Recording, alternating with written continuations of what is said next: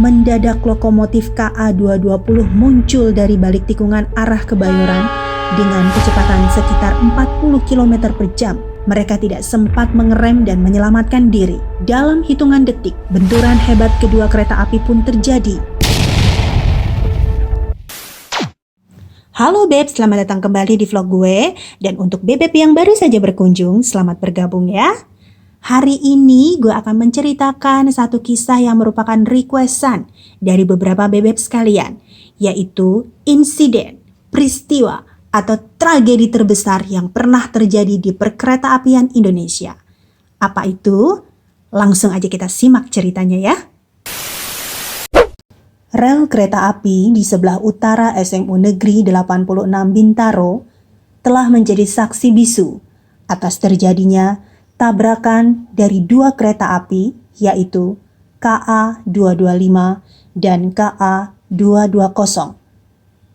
Kemudian peristiwa ini disebut sebagai tragedi Bintaro. Pada saat itu, rel kereta api dari stasiun Tanah Abang hingga stasiun Rangkas Bitung masih satu jalur, sehingga kereta api harus bergantian untuk dapat melintasinya. Selain itu, antara stasiun Kebayoran dengan stasiun Sudimara yang jaraknya 10 km, belum terdapat stasiun transit seperti stasiun Pondok Ranji dan stasiun Jurangmangu. Hal ini menyebabkan jarak kereta api untuk dapat transit menjadi sangat jauh. Saat itu pun, penumpang dalam kereta tidak semuanya mendapatkan tempat duduk. Banyak dari para penumpang ini lebih memilih untuk naik di atap kereta, di sisi luar gerbong kereta, atau bahkan di ruangan masinis pada lokomotif utama.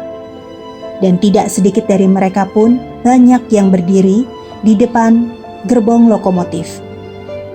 Kondisi ini mengakibatkan adanya ketidaknyamanan serta mengurangi keselamatan dalam perjalanan itu. Kereta api terpaksa berjalan hingga tujuan dalam kondisi yang demikian. Dari dua kereta api yang bertabrakan ini, masing-masing memiliki bobot yang hampir sama, yaitu berkisar 90 ton. Selain itu, keduanya menarik 7 rangkaian gerbong yang masing-masing seberat 35 ton. Ketika peristiwa terjadi, KA225 banyak membawa penumpang yang umumnya adalah karyawan yang bekerja di Jakarta. Mereka tidak tahu bahwa nantinya kereta yang ditumpangi akan saling bertabrakan.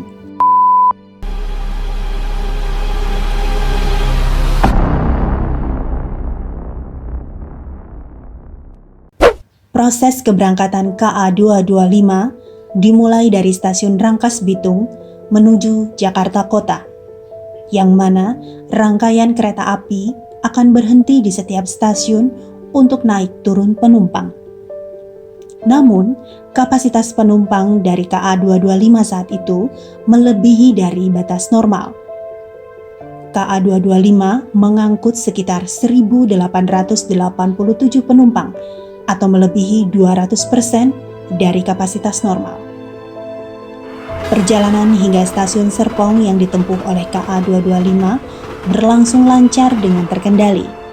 Demikian juga halnya dengan KA220 yang saat itu mengangkut penumpang dalam batas normal telah diberangkatkan dari stasiun awal, yaitu stasiun Tanah Abang, dan melintasi langsung di beberapa stasiun tanpa ada kendala berarti, sehingga rangkaian pada akhirnya memasuki stasiun Kebayoran Lama untuk menunggu persilangan.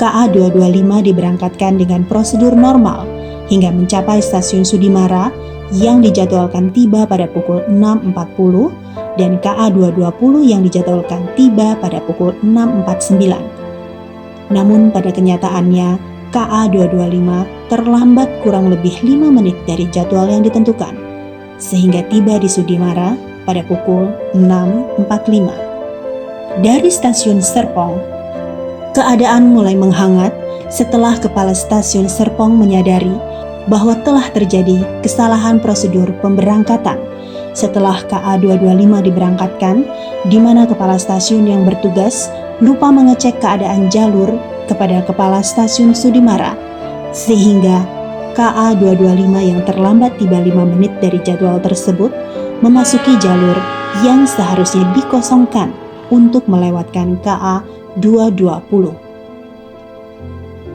Di saat yang hampir bersamaan, Umri Hadi, petugas stasiun Kebayoran Lama yang baru saja bergantian shift malam, menganggap bahwa KA220 memiliki prioritas lebih tinggi untuk tetap dilewatkan di stasiun Sudimara. Meskipun petugas sebelumnya telah memberitahu yang bersangkutan tentang adanya permintaan dari Jamhari di stasiun Sudimara untuk memasukkan KA225 terlebih dahulu di stasiun Kebayoran Lama, kemudian barulah KA220 diberangkatkan ke stasiun Sudimara. Melalui prosedur semboyan normal, ia memberangkatkan KA220 yang menunggu di jalur 2 tanpa memberitahukan Jamhari terlebih dahulu. Sesudah memastikan KA220 mulai menjauh, barulah ia memberitahu Jamhari di 5 menit kemudian.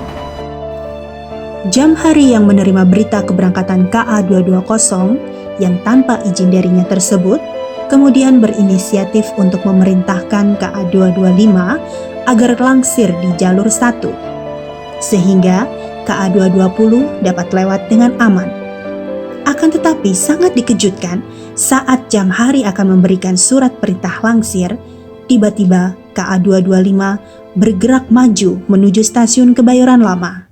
Seketika Jamhari menjadi panik dan berusaha memberitahu selamat masinis dari KA225 secara visual dengan menaik turunkan tuas sinyal tanda stop jalur stasiun Sudimara ke arah Tanah Abang secara berulang-ulang. Namun karena padatnya penumpang yang berada di bagian depan lokomotif, Selamat dan asistennya tidak dapat melihat pemberitahuan yang diberikan oleh Jamhari. KA225 tetap melaju menuju stasiun Kebayoran Lama. Melihat usahanya memberitahu masinis tidak berhasil, Jamhari dibantu beberapa petugas PPKA lainnya segera berlari keluar area stasiun dengan membawa bendera merah atau semboyan 3 untuk mengejar KA225 yang semakin menjauh. Tidak hanya itu saja, ada beberapa petugas yang berusaha mengejar KA225 dengan menggunakan sepeda motor, juga dengan membawa semboyan yang sama.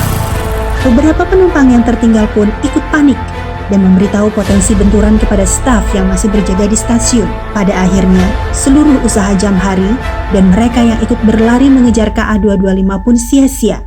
Kecepatan KA225 yang diperkirakan melaju sekitar 60 km per jam itu melenggang dengan bebas tanpa bisa dihentikan.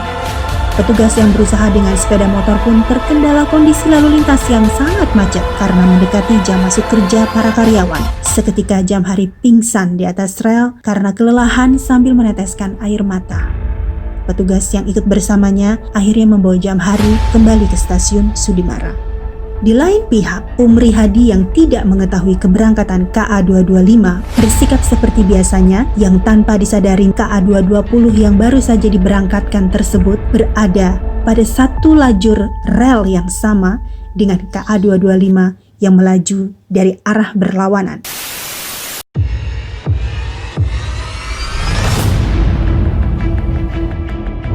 Dalam satu lajur yang sama, KA225 dan KA220 berjalan tanpa hambatan, tanpa saling mengetahui posisi satu sama lain. Karena saat itu belum ada fasilitas radio komunikasi di lokomotif yang digunakan seperti saat ini. Seluruh penumpang di kedua kereta api juga tidak mengetahui apa yang akan terjadi. Memasuki tikungan yang di sekitarnya terdapat rimbunan pohon yang lebat dan sebuah bukit kecil, Selamat yang berada di kabin lokomotif KA225 membunyikan semboyan 35 sebagai tanda peringatan dan menurunkan kecepatan dari 50 km per jam hingga 25 km per jam karena melewati tikungan tajam. Mendadak lokomotif KA220 muncul dari balik tikungan arah Kebayoran dengan kecepatan sekitar 40 km per jam. Menyadari datangnya bahaya, penumpang yang berada di bagian depan dan samping lokomotif KA225 berusaha menyelamatkan diri dengan melompat ke tanah sekitar rel. Sementara Selamat yang masih berusaha mengerem laju lokomotif yang dikendalikannya, kemudian berjongkok bersama asisten KA225 di bagian bawah kaca lokomotif. Akan tetapi di lain pihak, Amung beserta asistennya di kabin masinis lokomotif KA220 bernasib sebaliknya. Mereka tidak sempat mengerem dan menyelamatkan diri. Dalam hitungan detik, benturan hebat kedua kereta api pun terjadi. Pukul 7:10 waktu Indonesia Barat. Tepatnya pada posisi kilometer 18 plus 75 meter, dan kereta pertama dari depan pada masing-masing rangkaian melompat dari rel hingga menghancurkan komponen mesin kedua lokomotif. Kerusakan terparah dialami oleh 2 unit kereta terdepan, di mana bagian kipas radiator lokomotif yang masih aktif menghancurkan tubuh beberapa penumpang yang berada pada kedua unit tersebut, dan banyak anggota tubuh penumpang naas yang terjepit bodi kereta sehingga menimbulkan bau anyir darah yang dirasakan oleh penumpang lainnya yang selamat maupun masyarakat sekitar dan petugas yang menolong para korban.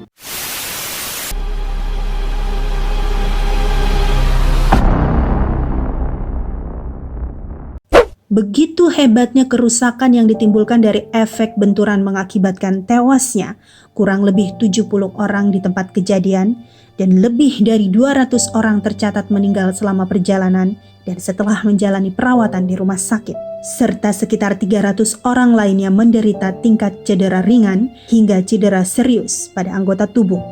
Sudah barang tentu sisa-sisa anggota tubuh baik yang terpotong akibat benturan maupun akibat amputasi sempat memenuhi bagian dalam sarana yang mengalami kerusakan.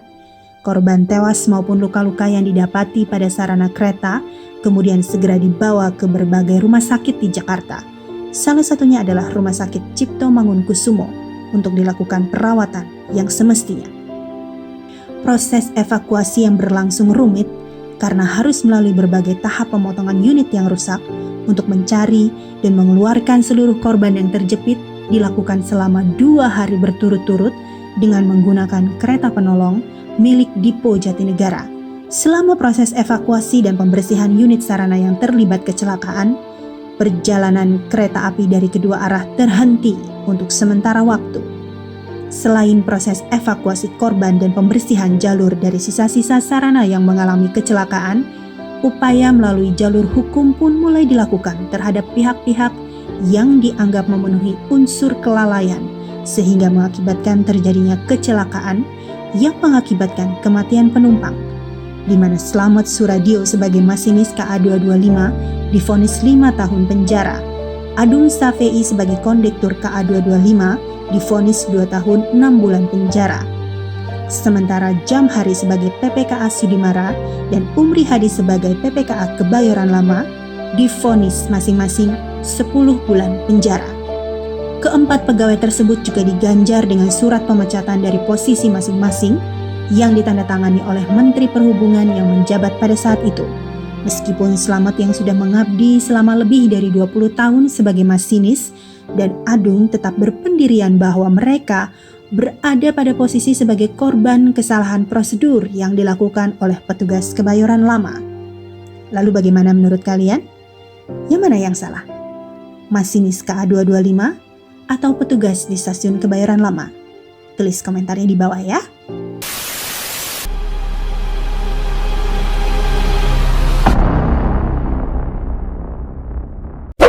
Peristiwa yang dikenal dengan sebutan tragedi Bintaro ini sampai sekarang masih menyisakan luka dalam dan kenangan pilu bagi siapapun yang melewati lintasan tersebut.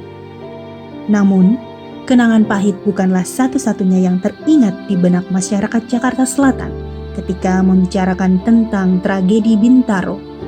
Beberapa kisah menyeramkan yang menjadi buntut kecelakaan tersebut pun kian marak diperbincangkan hingga sekarang. Dan berikut adalah kisah-kisah seram tragedi Bintaro yang melegenda. Tangisan dan potongan tubuh anak kecil di sekitar rel. Apabila kamu berjalan-jalan di daerah perlintasan Bintaro di saat maghrib menjelang, coba perhatikan dengan baik-baik suara yang akan kamu dengar. Dari banyaknya kesaksian warga setempat, mereka sering mendengar tangisan anak-anak di sekitar perlintasan kereta api tersebut. Padahal tidak terlihat keberadaan anak-anak di area tersebut sama sekali. Suara mereka terdengar pilu, meminta tolong pada pejalan kaki agar dikeluarkan dari gerbong. Dan kalau kamu beruntung, kamu bisa melihat sosok mereka tergeletak di rel kereta dengan wajah berlumuran darah dan kaki yang terpotong. Lebih seramnya lagi, banyak juga warga yang mengaku sering melihat potongan tubuh anak kecil yang berserakan di samping atau di tengah rel kereta.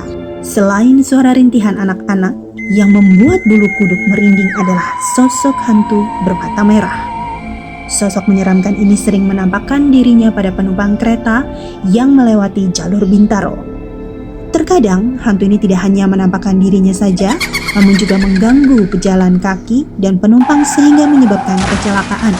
Menurut kesaksian warga Bintaro, hantu bermata merah ini kerap menggiring kepala buntung di tangannya atau memeluk kepala buntung tersebut dekat pada dadanya, seolah-olah potongan manusia tersebut adalah peliharaannya.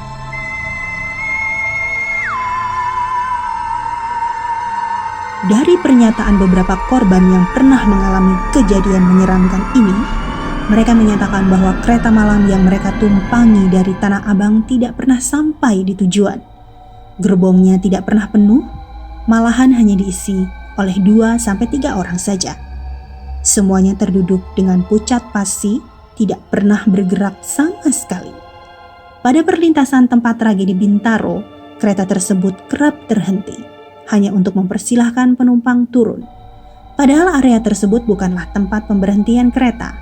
Orang-orang yang turun pasti disambut oleh warga setempat yang heran dengan tingkah laku para penumpang. Mereka bilang para penumpang yang mengaku menaiki kereta sebenarnya terlihat berjalan kaki di atas rel dengan wajah melamun. Demikian vlog hari ini, Beb. Terima kasih banyak sudah menonton. Semoga dapat menghibur kalian semua.